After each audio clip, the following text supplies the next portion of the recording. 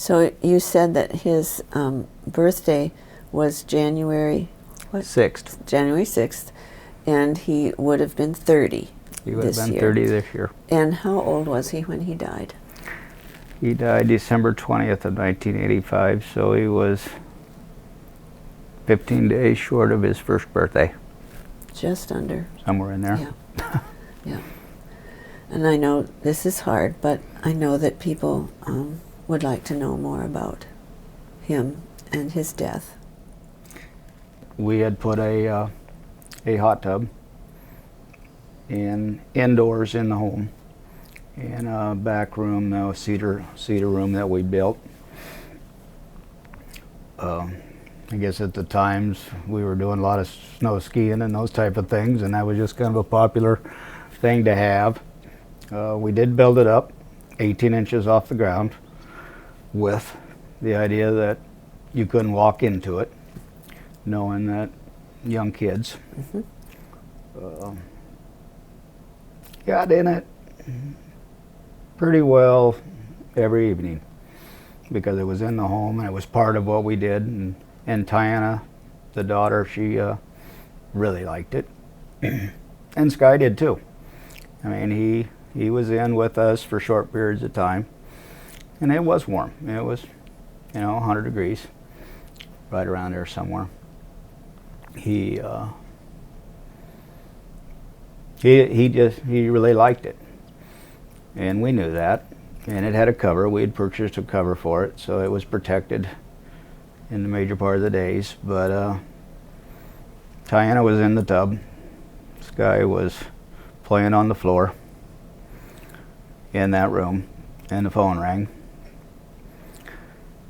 And I got up and walked into the other room and answered the phone, and didn't notice that Tiana had gotten out and gone into her bedroom for just not very long.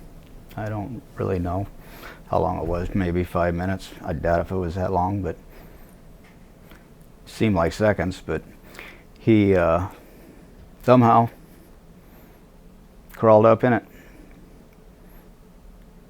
and Tiana came out of her bedroom and saw him in the water and yelled at me, and I grabbed him and started CPR on the floor.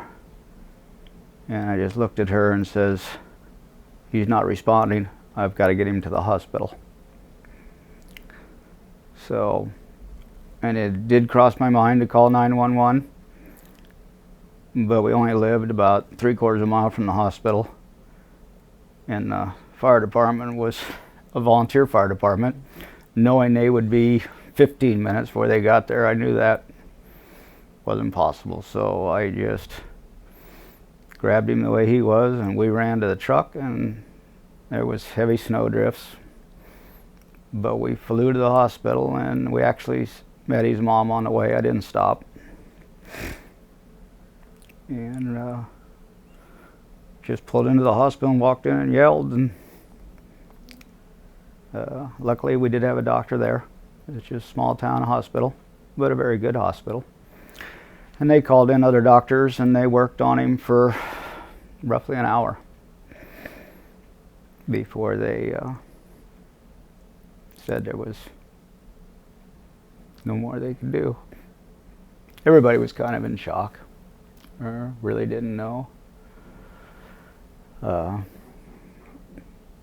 My parents had gone through this, and I had gone through it too 10 years earlier with losing a sibling. So not that at that time did we really think about it, but I look back at it now and see a little different in how I guess I approached it compared to what I did when Nancy was killed. Can you talk a little more about that? When you look back and see the difference? Well, when Nancy was killed, it was late at night in an automobile accident, which we could see from the house. Didn't know if she was in it, but we could see the fire and the ambulances and the fire trucks. And actually, my mom saw it and sent Dad to see what's going on because Nancy wasn't home yet.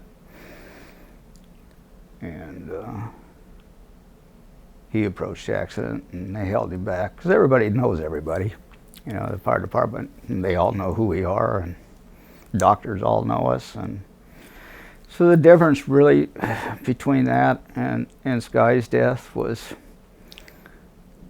I was very angry after Nancy's. He was hit by 2 cars that were drag racing that were drunk. And I knew him. We all knew him. And that evening was more of, you know, you want to go beat him up or do something, you know.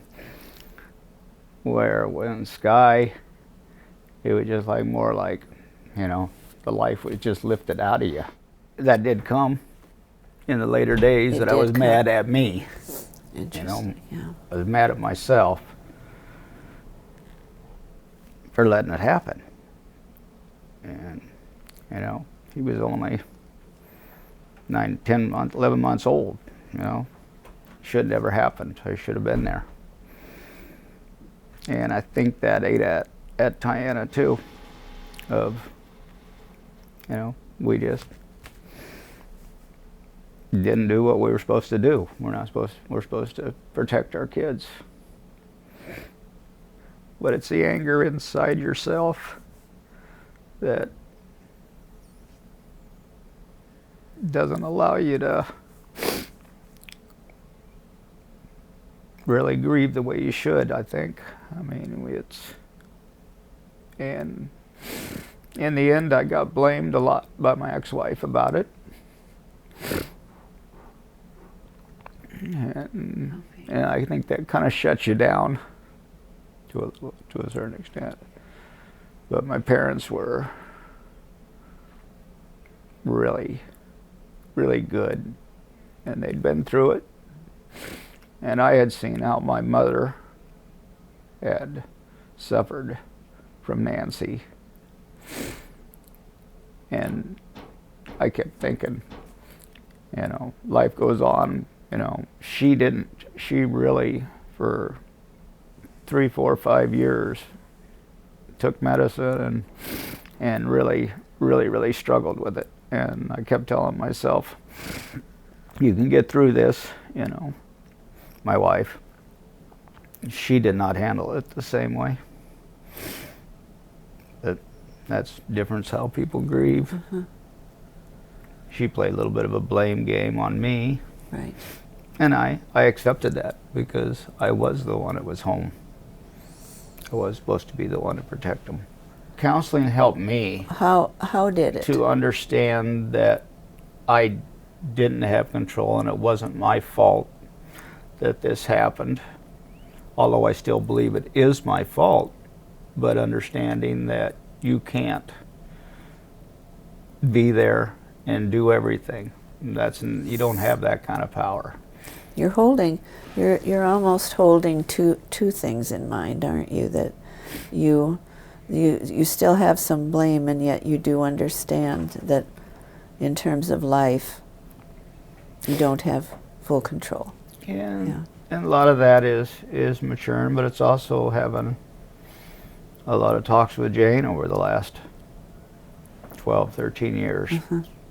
And Jane being a psychologist. Being a psychologist and also being a family friend from many years ago. Right. Mm-hmm. And of course we dated, so we had some connection back in high school. Dated in high school. And I think just being with her allowed me to open up and talk about it. So in this situation, finding someone, in this case your wife, Mm-hmm. Who you could share Sky with, has Right. made a difference for you. It's made a huge difference. huge And I difference. think it's made a huge difference to my whole family. I still have an empty feeling. And special occasions, as you well know, when Jane and I were married, was probably the most difficult time I've ever been through. because he wasn't part of it. Yeah.